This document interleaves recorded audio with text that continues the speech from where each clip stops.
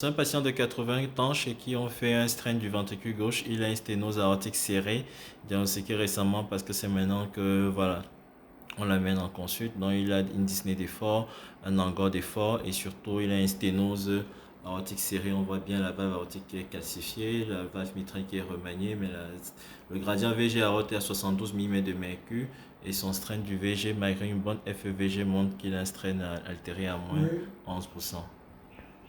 Alors, même en cas de cavité, on voit très bien que la fonction systolique elle est conservée, 60% en moins, mais la déformation myocardique à cause voilà, du barrage de sa sténose aortique est altérée.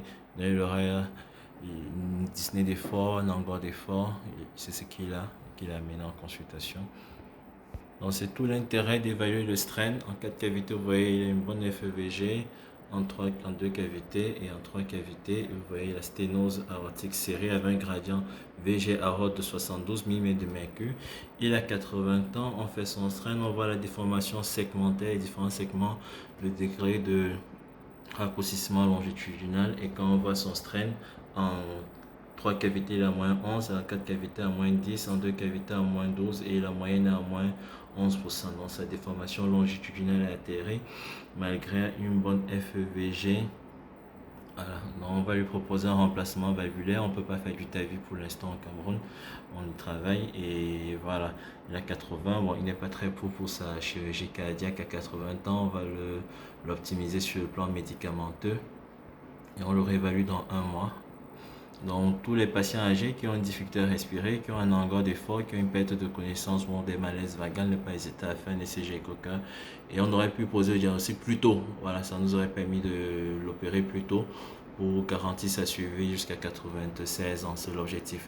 Mais surtout en prévention, si vous avez des enfants qui ont mal à la gorge, n'hésitez pas à les amener chez le pédiatre, chez les médecins de famille, chez les sages-femmes pour pouvoir mettre le traitement approprié.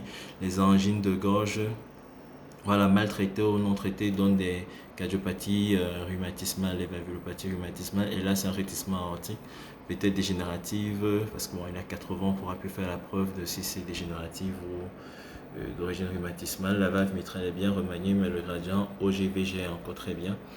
Donc, l'intérêt de cette vidéo était la prévention des cardites rhumatismales et surtout l'intérêt du strain dans l'évaluation des rétrécissements aortiques et de voir, voilà, on va le suivre pour voir avec les médicaments. Comme il n'est pas d'accord pour la chirurgie, on va le planifier aussi pour une TAVI en évacuation. On verra en fonction de son évolution et des possibilités financières et thérapeutiques disponibles.